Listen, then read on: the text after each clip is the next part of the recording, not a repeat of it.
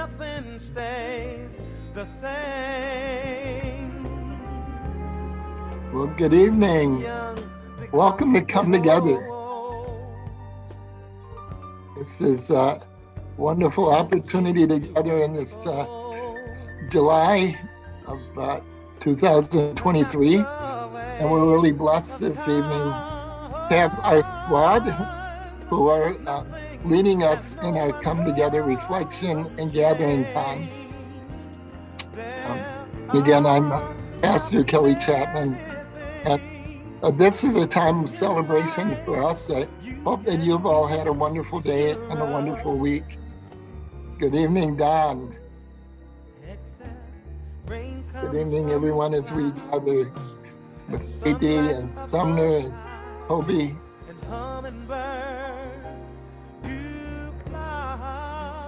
And Sonetta, Anthony, welcome.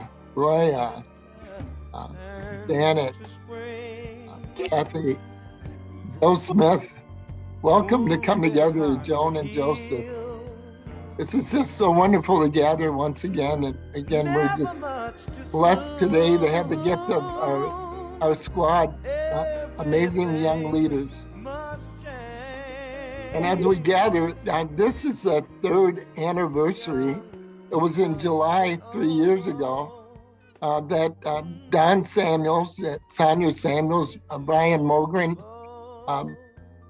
had the vision to set up a tent along North Broadway after the disruption and the murder of George Floyd. And they put up 2 tents.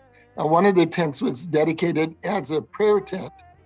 And even in the midst of that healing of our city with those prayer tents, buildings were still smoldering from the fires. And so throughout the month of July, we gathered as a community for a time of prayer, 9 minutes and 29 minutes of prayer time, and just gathering and solidarity and thinking about George Floyd and all that had occurred in our lives and in our world. And then the following year, during the Derek Chauvin trial, for 69 consecutive days, we convened with healing our cities, a virtual healing our cities for 69 consecutive days. And again, there was a gathering of with rabbis and bishops, imams, and it was just a wonderful gathering of community with artists and young people and older people, a virtual gathering in the midst of all of the turmoil and the anguish around the Derek Chauvin trial. And at the end of that 69 days, we gathered and we convened and we surveyed people. We had a conversation about where do we go from here? And out of that, one of the conversations was that people desired to hear the voice of more young people. So here it is tonight that we are blessed to have this opportunity to have this come together, dedicated to hearing the voice, the leadership, the hopes, the aspirations, led by amazing young leaders. We translate them, we call them the squad. And so we turn it over to them as not so much looking backwards as it is the opportunity to look forward through the gift of their leadership and enriching our conversation, our come together this evening. So squad, take it away. Okay, thank you so much, Vicky, for this introduction. Hello, everyone. It's really nice to have you joining us today, and I hope your summer is going well. I am Raya. I am also an intern at CLNE. I am originally from Palestine. I was born and raised in Lebanon, and we're so excited to be leading this session today. I will pass it to other interns to introduce themselves. So go ahead. I'm Peace. I go to Synod College and I'm also an intern at CLNE for this summer, and I'm from Rwanda. Hi everyone, I'm Hella. I'm from Somaliland. I just recently graduated from St. Olaf. Buddy, my name is Toby. I'm from Michigan, and I just graduated from Augsburg. Will be a teacher at Brooklyn Center in the fall. Hi everybody, my name is Masame, and I'm originally from Ethiopia, and I'm going to be a senior next year, so. Yeah. All right, my name's AD. I just graduated from St. Olaf College, and I am a part of the squad. Yeah, and I'm also from Denver, Colorado as well. Well, thank you so much for sharing all of that for tonight. The structure of tonight is going to be as following. We had the welcoming, and we will be having the centering and reflection soon. So the topic of today is about generation gap, and we're looking forward to hear your perspectives and our perspectives on different scenarios that will be presented tonight.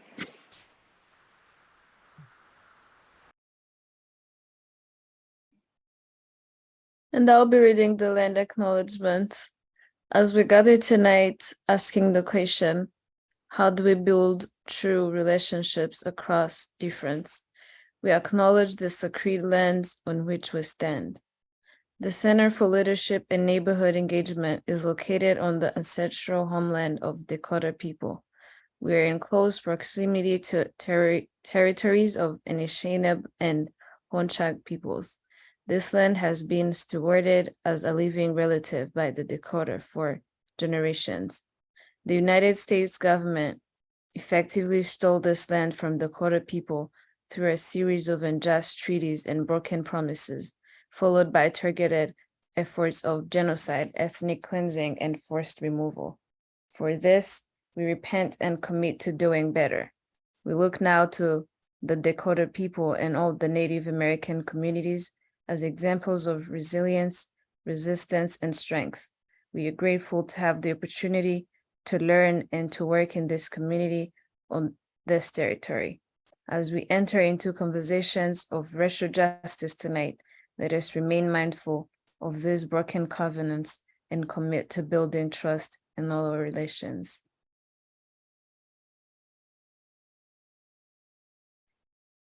Okay, next we'll be doing icebreakers because we want to hear from you. I want you to grab an object or anything meaningful in your surrounding and share why it's meaningful. And if you can't reach it, it's okay. We still want you to share any memory or object or relationship that is meaningful to you. Let's go, 10 seconds.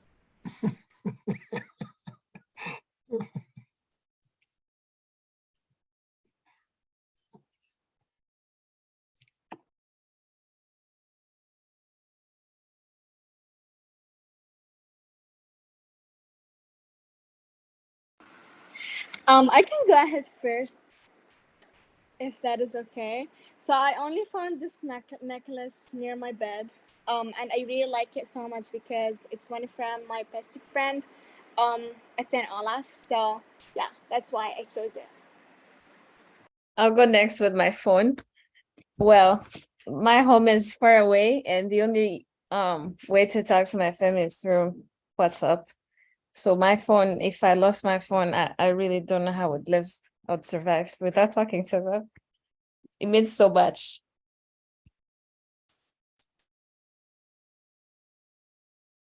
I see some things came through in the chat too. Patricia said scissors for cutting greens in the garden. It's good. We have some gardeners in this group as well.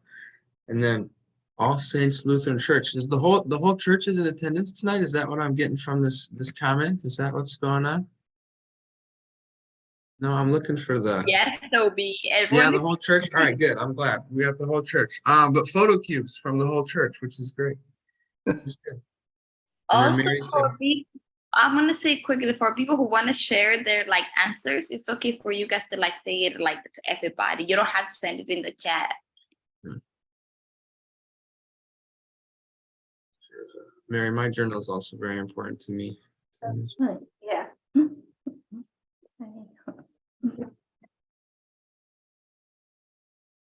So I have this rock that is shaped like a heart, and it was given to me by my mom. She found it when she was hiking, and I lost her 15 years ago. So it's very special to me that my mom's hands touched this and found this, and she gave it to me. I also have a heart that I have on my desk here, and just reminds me every time I come to my computer to spread love and defeat hate. The picture behind us are pictures from my mother, father, and grandparents' family. And they all were born and raised in Belgium. And that's by our table every day when we share our meals. And next to it are my grandparents whose parents came from Norway. So we have ancestral and cultural heritage to think about when we see them. Hi, I'm Ann Sonetta. I'm out eating dinner at Culver's by myself, and so I don't have anything to grab but myself. So I'm gonna say self-care.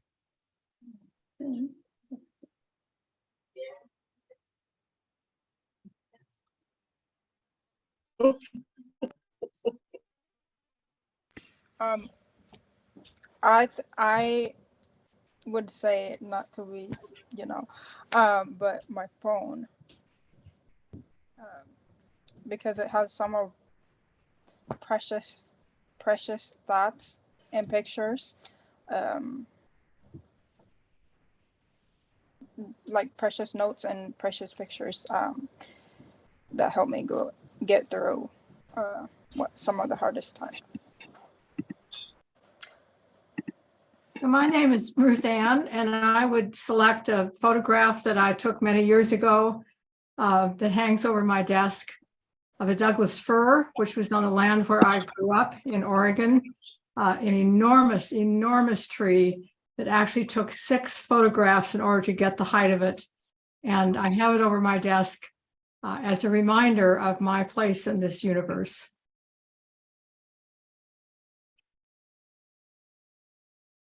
I'm going to go rogue and say it's a cheese slicer.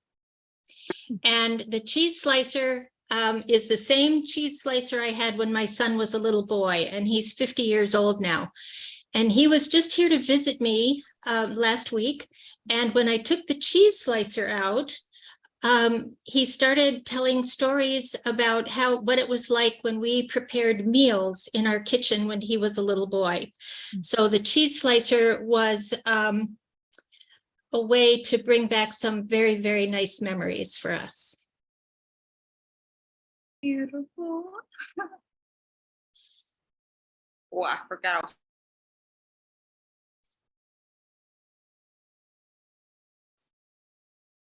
Yeah, and I'll share really quick too. I have this picture.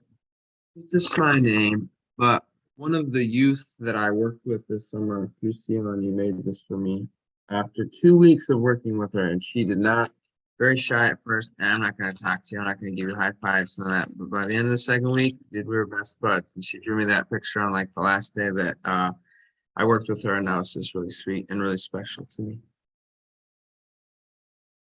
That's very cute, Toby. Also, Joe Smith said, my computer, because I would not be able to share this meeting with all of you guys, which is I thought was really like, aw.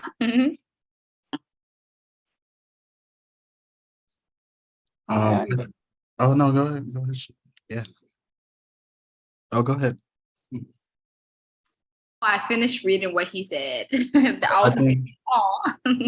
Oh yeah, Shelby, I think you wanted to say something. Just introducing myself, Shelby Andrus, and I have a set of poems here, a stack of 7 poems, all from members of a poetry group that has been reading poetry together for 22 years. And that's something that's very meaningful to me, to have those friends of 22 years who really love poetry.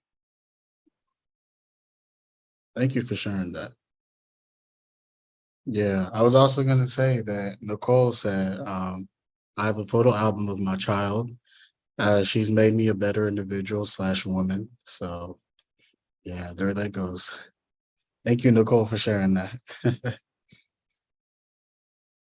All right. Masame? And I think now we'll move on to the next one. The next one is, if you were to be famous, what would you like to be famous for?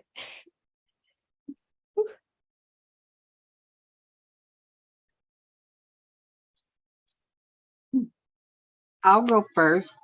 I like to be famous for serving people. Mm-hmm. Try to be more God-like. I prayed to live to be old, to be like God, to live that type of lifestyle. I was wild when I was young. I've been blessed to be old, so it's time to give back. I'd say servitude too. Like, I think for sure I'd want that to, I would love to be famous for that. But then also philanthropy. I would love to have that image. So pretty soon.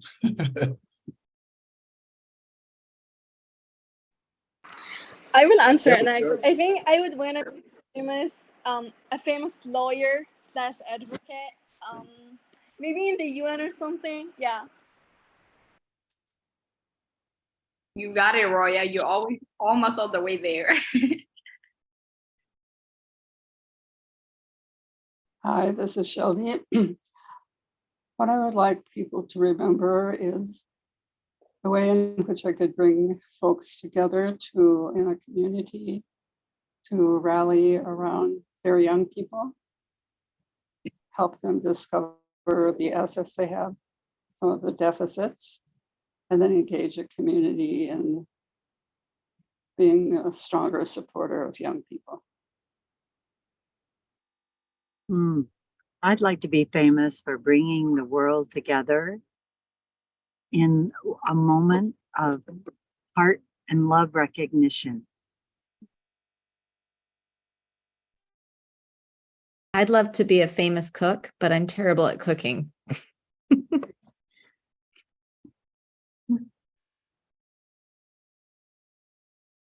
I'd like to be famous for telling other people's stories.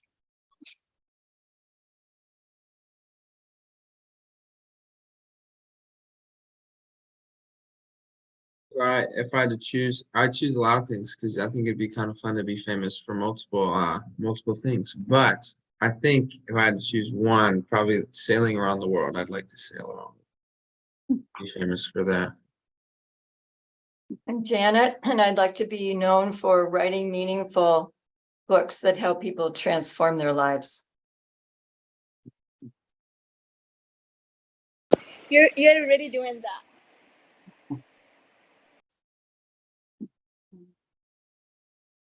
For being a peacemaker in my neighborhood.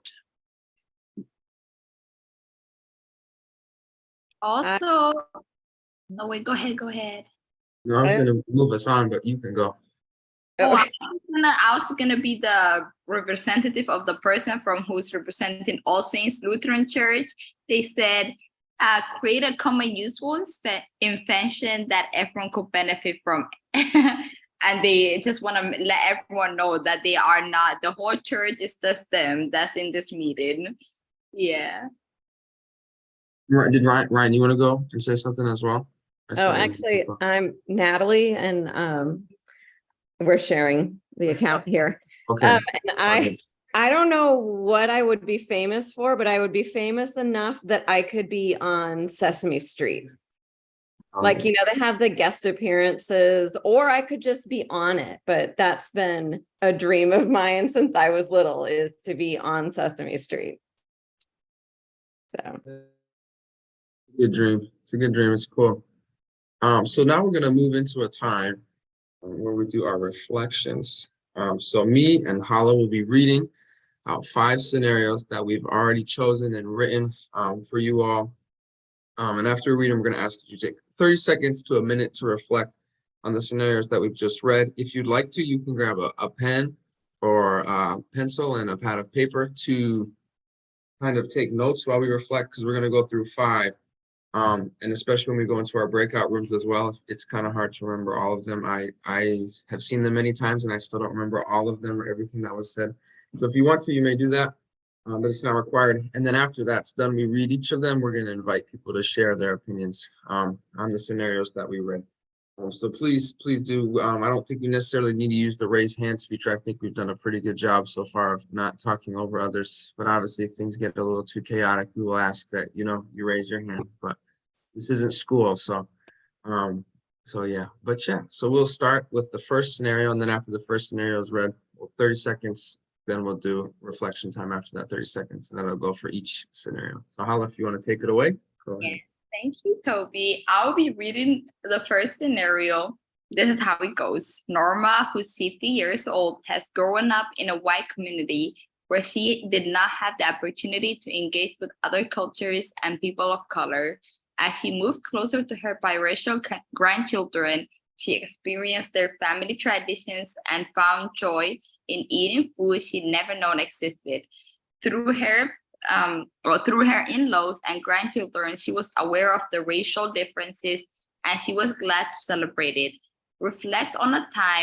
Thinking about the scenario, reflect on a time when you were aware of similar racial differences and what did you do to learn about yourself.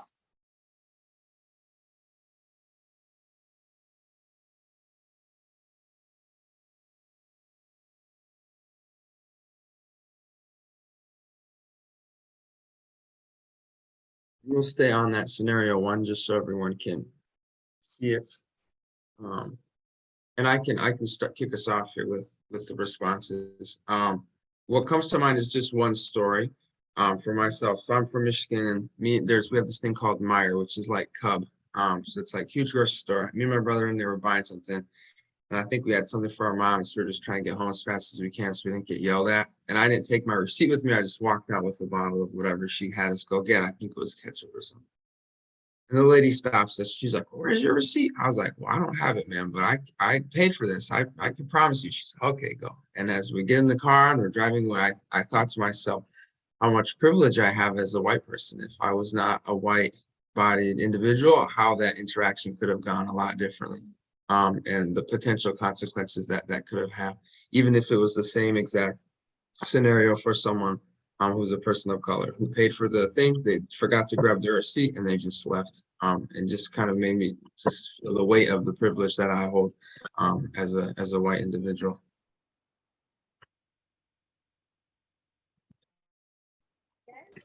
Just to add a little insight, this question was when you had a similar racial differences but found it to be a good thing. I think that got left out, but yeah.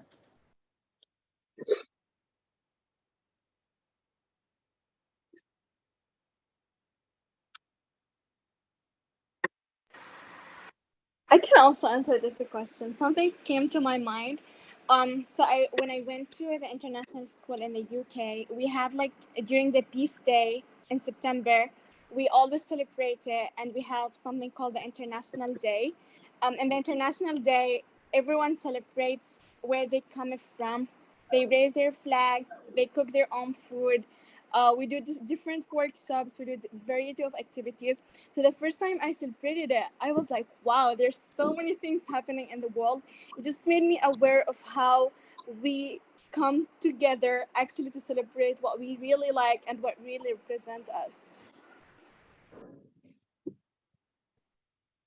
I can share my experience. So when I was just starting out, I've worked in nonprofit my whole life.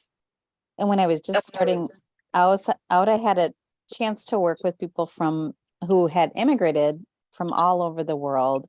And so I was getting to know so many different cultures and just being kind of immersed in it. But what was so interesting to me, I mean, obviously the food is always interesting, but the similarities that I get to witness, especially about like how much everybody just loves and wants the best for their children.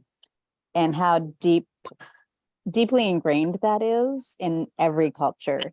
And it, you know that, but to see it and see how it comes out differently in different cultures, but at the heart of it, every culture cherishes their children.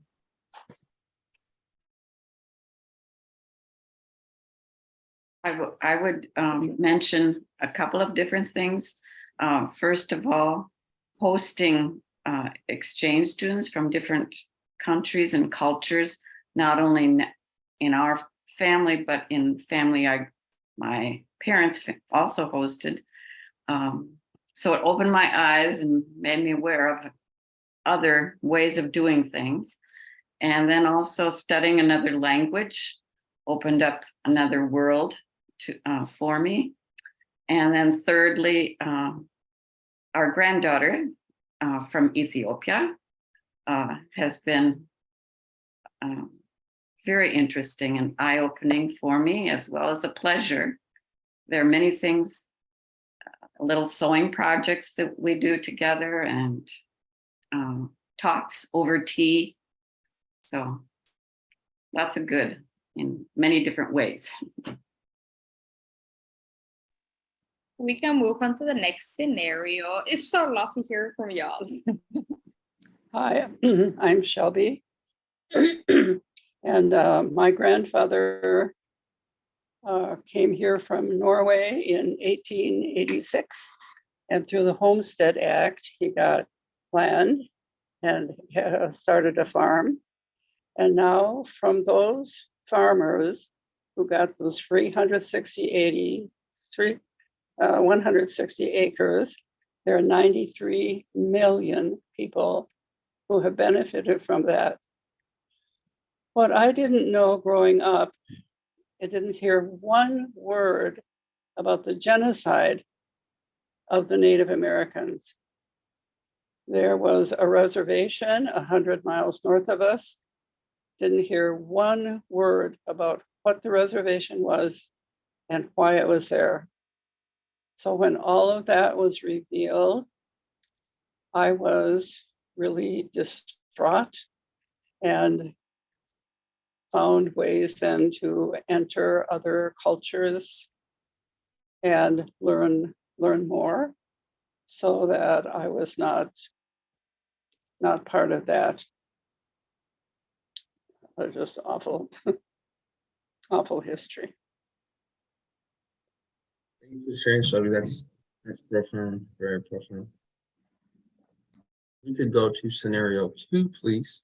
Keep the ball rolling. And there's 5, so save your response. We're gonna have lots of time. Lots of time to share. Scenario 2. A community is grappling with racial tensions following a high-profile incident of police brutality. The younger generation actively participates in anti-racism protests and online activism through social media and digital campaigns. They engage in difficult conversations about systemic racism and advocating for change.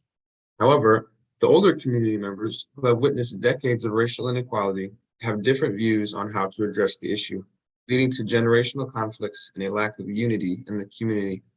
How do we approach this hard conversation and address its root causes? Give just a little bit to think about that, and then when you are ready or you feel ready, you may share, and we'll try to stick to around 2 responses to this one as well.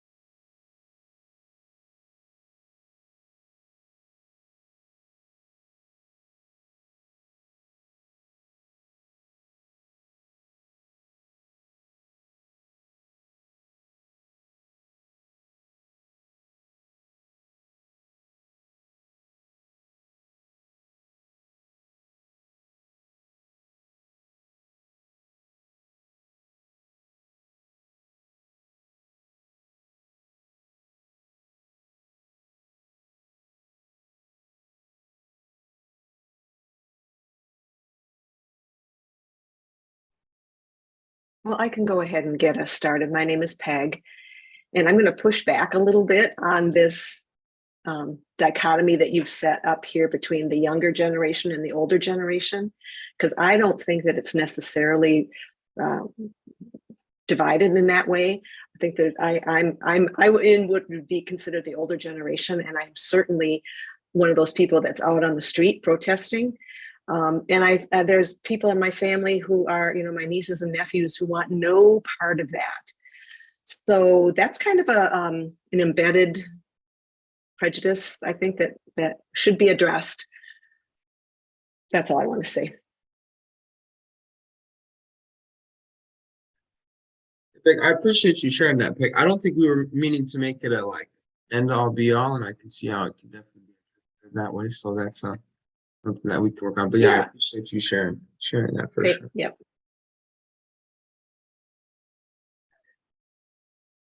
So as a member of the older generation, I want to build on this scenario in a slightly different way, in that I think it makes sort of crisp some of the limitations that I feel myself. I'm no longer physically able to participate in active protest. I did it for decades, but can no longer do that. I don't necessarily, though I'm certainly very much online in many, many, many ways. I actually don't know exactly how to voice my activism through social media and digital campaigns. So I find myself often at a loss about how to engage in these kinds of issues.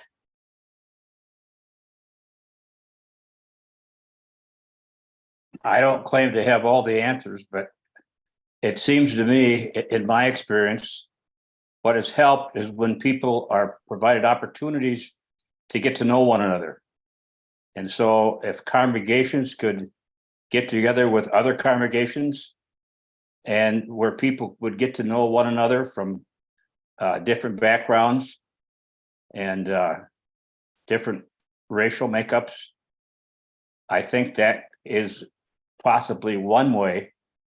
I'm not sure that conversations help if somebody is real rigid in their views.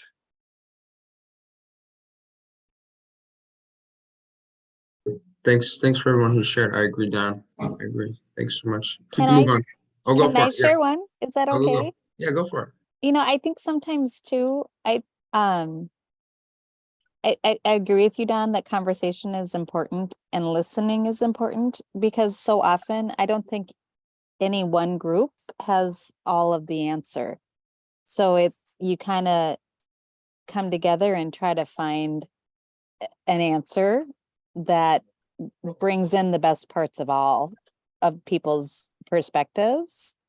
I mean, I understand sometimes that's impossible, but I think listening and hearing where people are coming from and understanding why and what's the upside of what they're talking about and the downside, and trying to create something together.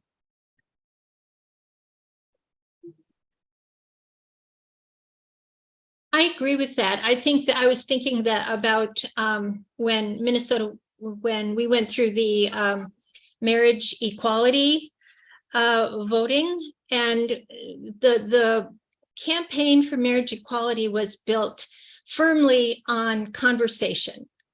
It's not, convince your neighbor that you're right or convince your neighbor that they're wrong. But it was just about having a conversation, because everything starts with the conversation. And sometimes the best way to have that conversation is over a meal. Just say it. Great. Thank you all for sharing. It's really good. Good stuff. If you can, Can I add something really quick? Go for it. Go for it. Roll right on. So I also think that everyone should go into it just with an open mind. Obviously, older generations have different knowledges based off of their experiences.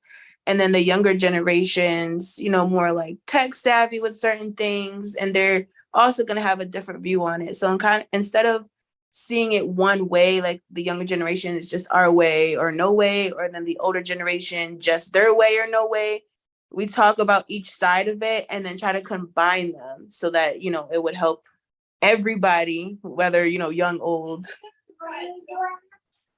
Sorry, guys. Very good. Thank you. All right, now if we could move on to scenario 3, please. Thank you. Thanks to everyone who's been sharing so far as well. This has been great. We love the feedback. We love the sharing. I second Toby, and I'm gonna read scenario 3 to you guys. A family from a culturally conservative background has a young adult who challenges traditional values and customs. For example, they might choose a career or partner outside the expectations of their family's cultural norms. The clash between the younger generation's desire for individual freedom and the older generation's adherence to traditions creates tension within the family. How do we address this clash between these two groups?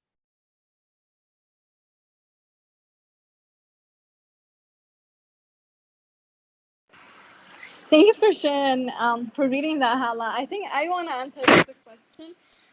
So being a first gen at college and, you know, coming from Lebanon, I think my parents had built expectations on me to be like a doctor or, you know, something in that field. But I'm doing now politics and economics, and it has nothing to do with medicine. And I think the way I approached that class, I totally understand. Like, I was very open with my parents, and like I was really understanding of their position, wanting me to be whatever they wanted me to be. But I think it's really important for me to communicate what I'm really interested in, how different things has shaped the way I am like now, and like what made me really keen about politics or about advocacy or about law, different things. So yeah, being open and being able to communicate and able to stand up for myself were the keys for that. I will, to add on to whatever Roya said, I completely agree with her. As for my family, they kind of want me to stay within the Somali community when it comes to like choosing a partner. So I thought the best way to go about it was just be like, let me like tell you guys how it goes, like literally communicate about it. It's all about communication, and literally just tell them like, it's not how like the world does not operate how you guys used to operate it before. So at the end of the day, it all goes down to like communication for me when it comes down to that, like this whole like generational clash. Thanks, Helen, Roy, for sharing. We're gonna go to scenario 4, but we can revisit these scenarios in our small groups. If you do have something you want to say about scenario 3 specifically, there will be time. So if we could go to scenario 4, just for the sake of large group time. And I'm reading this one. Maria expects daily news from the Twin Cities Journal every day in addition to the radio. However, her daughter Sade doesn't like to read the newspaper. She prefers TikTok and Instagram for her daily news and updates. Her mom feels like she's wasting her time. How do we bridge a connection between Maria and her daughter?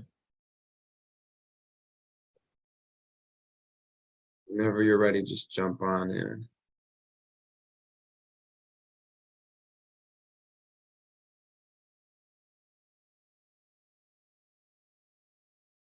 AD, I feel like you're more like a technology person, so I think you should say nothing to. I think you should have something to say about it. Oh, okay. Well, I feel like just talking about it, like, period, like just talk about it, you know? As awkward as it might seem, it's pretty meaningful to have those conversations with your children. I don't have children, but I'm just, you know, like I think it'll be worthwhile to listen to them, and then not put your own opinions in the forefront of the conversation. I think, you know, speaking from my experience, when I try to talk to my parents, there's a lot of, okay, this is what's right. Like I think Hala and Roya has said, it's like, this is what's right, and you just got to follow that.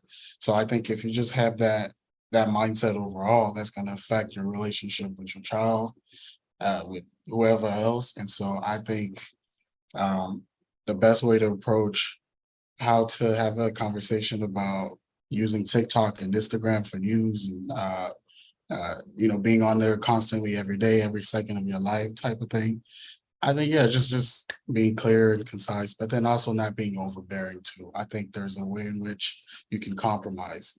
I think parents should always be ready to compromise. That's my biggest thing.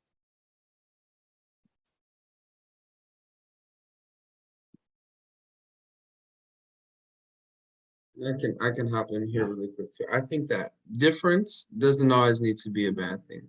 So I think that it's okay if there's difference and there's difference in ways people are used to doing certain things. There's difference in way people go about their lives. I don't think difference needs to be something that divides us all the time, or that needs to be something that we fight about and bicker about. But it can be something that's like, hey, that's kind of cool that you do that. Can you show me a little more about that and why you do that? Because I have no idea. And then still learn about it. And then if you decide you want to do that, you can. But if not, you want to go back to your way too, then that's what it is.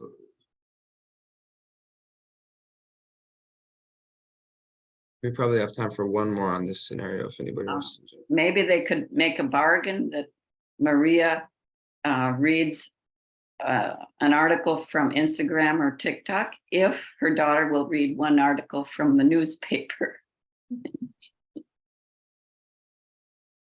That's a good answer. That's I a great think, answer. like, oh Go, no, AD. Go. yeah, we could accept one more, or if there's more opinions, please tell us. Yeah, don't feel constrained. I saw Laura. Were you gonna? Yeah. No. Okay. All right. Yeah, I'm good. Thanks. All right. Sounds good. Ruth. I'll put you on the spot. Okay. All right. Yeah, we can move on to the next. And I'm also reading this one. Scenario 5. Kwame grew up going to church every weekend during his childhood. He's a firm believer of his religion and expects his 3 kids and wife to follow that religion.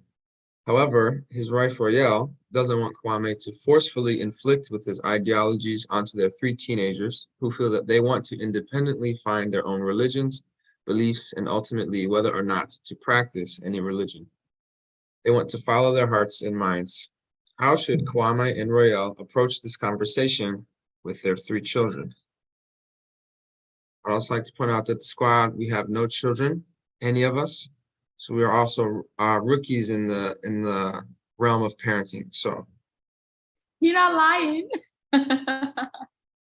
yeah, if any of the squad does have a child, we don't know about it. So that would be kind of a crazy thing that came out and come together.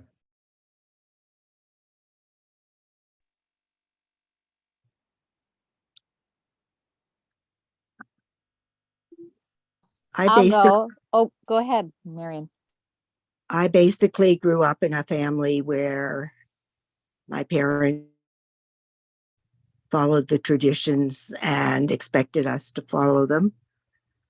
But I found they were over interfering in my raising of my children.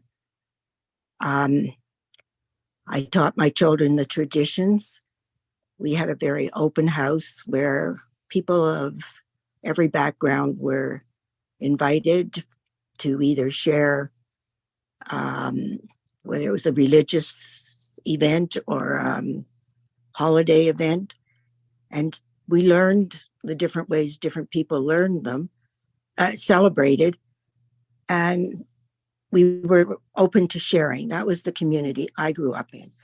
But when I got married, my parents were very concerned about us being within the same religion, the same traditions. I have let my children, I taught them when they were little what they were, but once they became adults, I let them develop their own ideas. And very interestingly, I'm finding that my children are bringing their children up with very, very, very similar to the way they were brought up. But I don't want to interfere with their lives. I think their lives are their lives to live. So what I was going to say is that I think what's most important is that they talk first and decide how, as a family and as a couple and as parents, they want to present religion to to their children. So to whatever the right mix for them, like that's important that that foundation is set first. And then they decide together how they present it to the children. And if they really are far apart on it, it's going to take a lot of work. So start early. It's going to take a lot of work to figure out how to come to some kind of middle ground that works for both of them. And with understanding that both of them are going to have to give up a little bit if they're far apart. But that's an important piece to start with first, and then to go to the children, so the children aren't getting mixed messages. Because I think for kids, predictability is probably the most important thing, and that they don't get one thing from mom and one thing from dad, and then they don't know what the heck to direction to go. So that's what I think is important. I agree with you. The thing is that in finding a partner, I did encourage my children to find partners where they had similar values. So there was no discrepancy between daddy and mommy. And the children weren't aware of the upbringing that we had, that I personally had. My husband and I just had we discussed it well before we got married, which I think a lot of couples don't do. The word love just seems to overpower everything, and then they begin to get some real life experience, and you can love someone, but things change.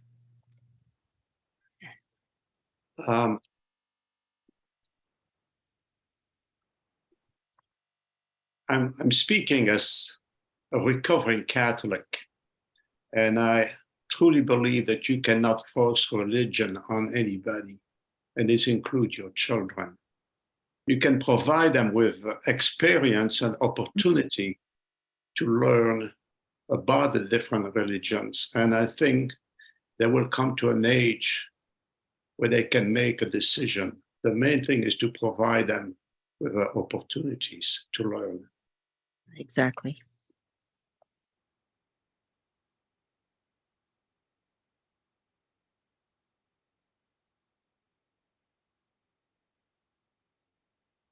I'm Janet, and I think it's helpful for parents to talk to their kids about why they believe what they believe and how it matters in their lives, not just forcing them or making them believe a certain thing, but what the meaning is. And then the kids can decide for themselves whether that gives them the same kind of meaning.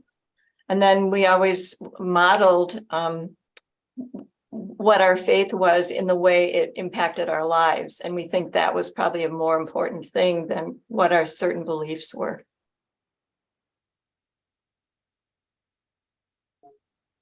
A lot of wisdom in this call on raising kids. So I'm taking notes for someday when I have my own, hopefully. Good luck. Yeah, thanks. I'll need all the luck I can get. Is there anyone else who'd like to reply to this? You want to say something? Go. Yeah. I will say, I think with all the scenarios that we've heard so far, one of the common threads that I really am happy that there's a consensus about is compassion, openness, and open-mindedness. Having conversations with your children or with individuals who are across generations from you, and just being able to listen, being able to not put your own ego forward before the conversation even starts. I think that's what I've been hearing so far. And I'm just so glad that we have this audience to really put that into place. So thank you all for sharing. Hi, I'm Shelby. My recollection is that while our children were growing up, we had people from various traditions in our home for dinner, and just learned to know them over dinner. So that became a part of their experience. And it was a simple conversation, getting to know one another and realizing we had cultural and religious differences, but could enjoy dinner together. Thanks, Roby. We also had one coming through the chat from Aaliyah, from all the way from Pennsylvania, who's a social work student, which is really cool. Aaliyah said, I would sit them down and let them know that they have the freedom to choose and explore whichever religion they please, that they will be loved and supported either way. It's really, it's powerful, being loved and supported either way, I think. And Patricia used to live there too, so you know, it's a small world, everything's just coming together, which is good, because that's what this is called, come together. And I think that we can move into now small group time. And Hala's going to talk about connecting in our small groups.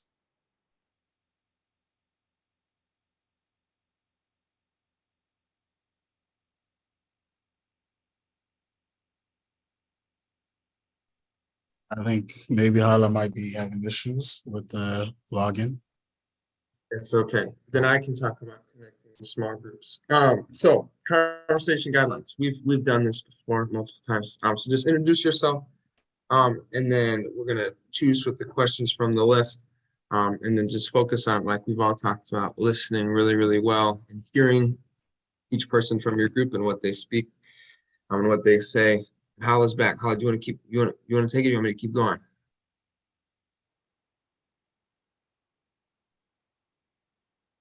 Hala, try speaking again. See if we can hear you. Oh, we can't hear.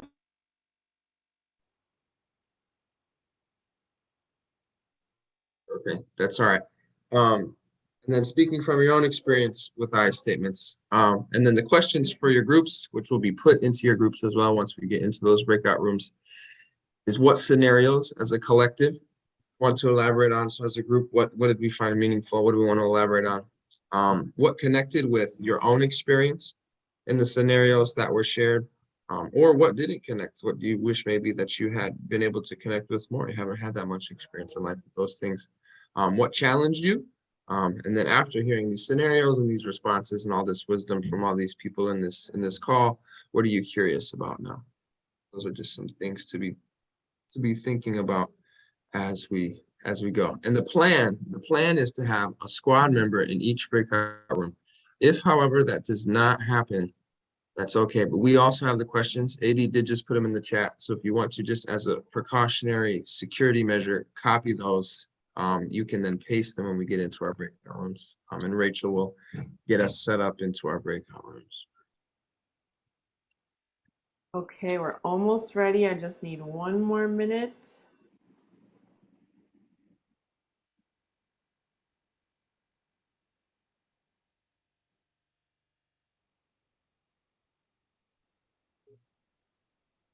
I heard at the beginning if we had any free time, PK was going to sing. So now's the time. Oh, too bad. I'm ready Oh, now. ran out of time. Shoot. Oh no. Sorry, PK. Or maybe I saved you. I don't know. All right. You should be good to join. I'm gonna open the rooms. All right. Well, welcome back, everyone. Hope you had some meaningful conversations with each other. Yeah, I'm spotlight. All right. So if we have, yeah, there we go.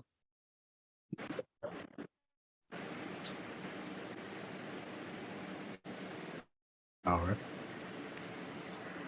Yeah, welcome back, everyone. I hope the breakout rooms were good and you got a chance to actually dig deeper into the conversations. So now, if you have anything to share, any insights to share, please you can put them in the chat, or you can raise your hand to if you'd like to speak.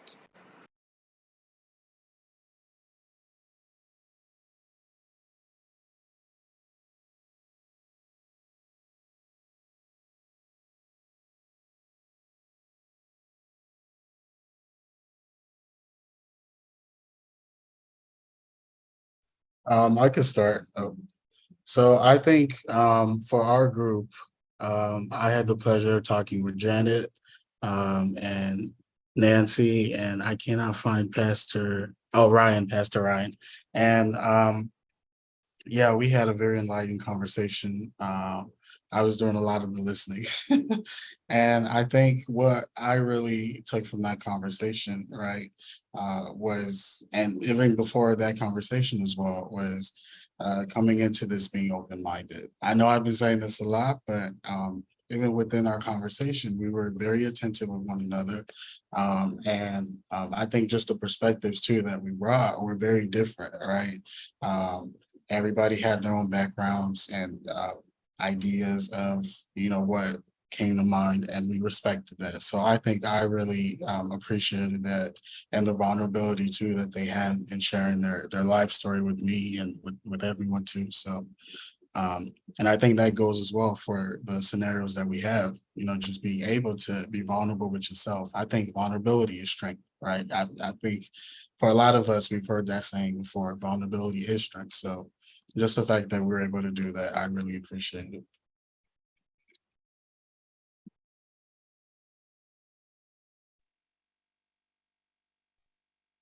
I can jump into, I was with Kathy and Shelby, and we had a great conversation just about history. Well, one of the many aspects of our conversation, we kind of, tipped our toes into a lot of stuff, but about history and how important it is to learn history, the correct history, and just how important it is to listen to other people who have history. Everybody has a history, each person, each individual, and how important it is to listen to that history.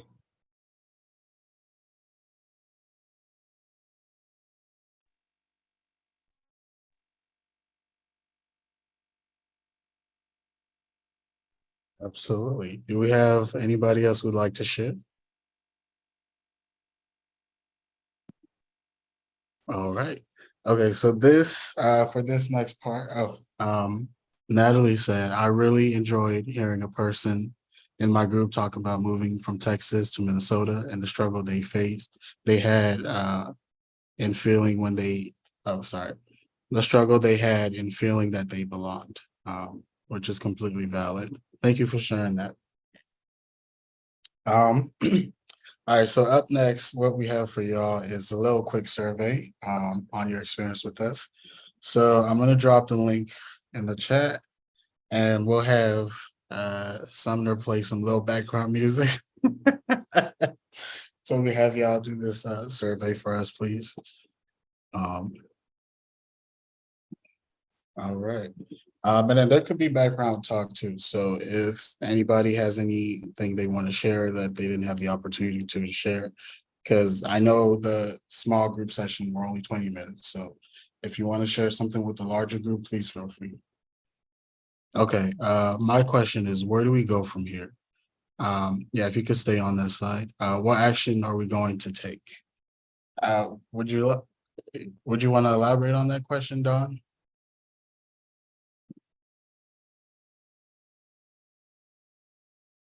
I think we do a lot of educating, but we don't come up with practical ways to take action.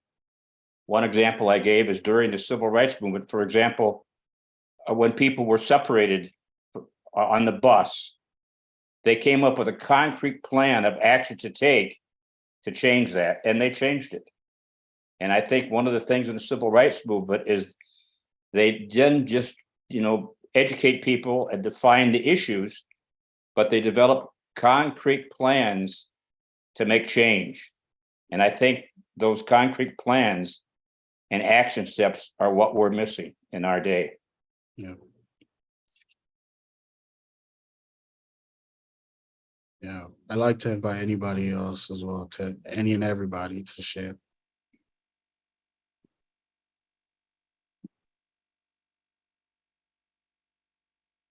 I feel like too, I also want to hear from the squad, what do y'all think? Toby, what you think?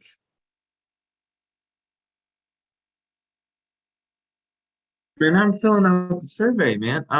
Think about Don's, and where do we go from here? What action do we take? Yeah.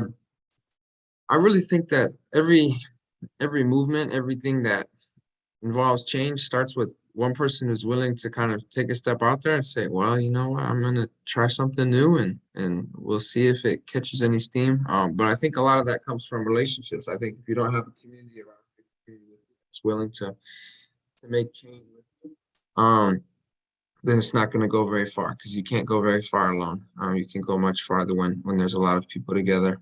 And I think that Healing Our City is a really good example of that. I mean, it's the 3rd year anniversary, I believe. I wasn't there for when that started, but just the community that was created during Healing Our City and the amount of people that are still connected to it, some people who are on the Zoom call, is pretty powerful. And that just started from 1 or 2 people having an idea, going out there, trying out the idea, and a bunch of people kind of latched onto it.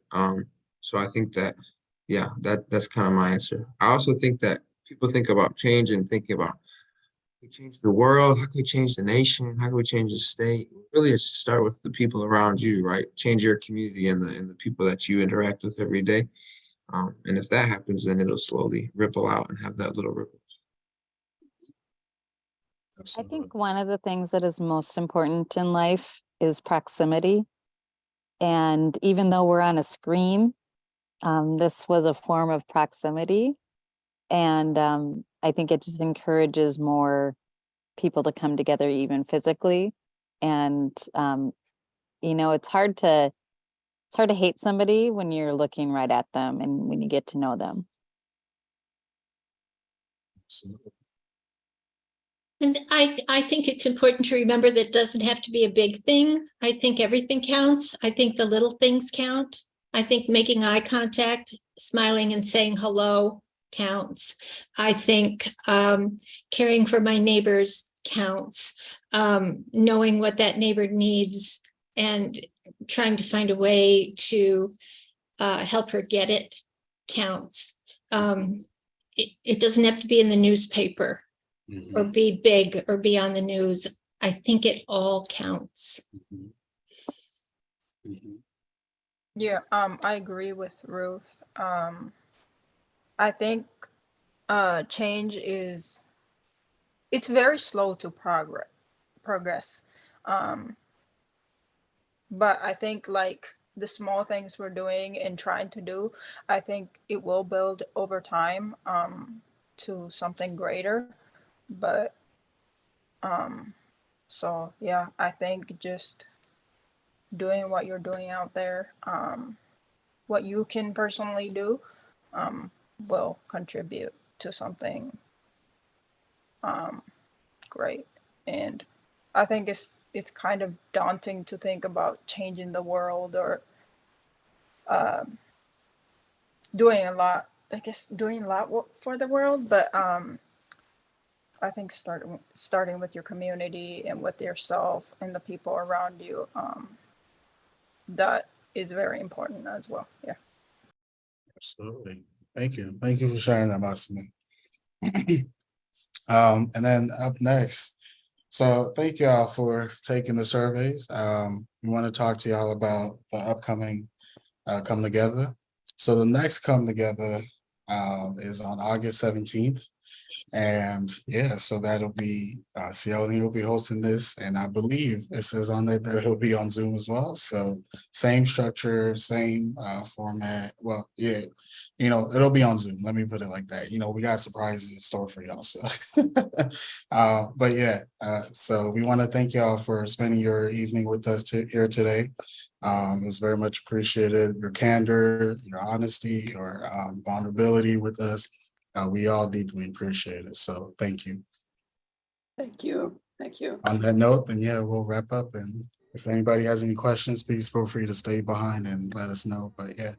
Thank you all. And congratulations, AD. squad. Yeah, nice going, squad. Thanks, PK. Thank you. Bye, everyone. Bye. Thanks, squad.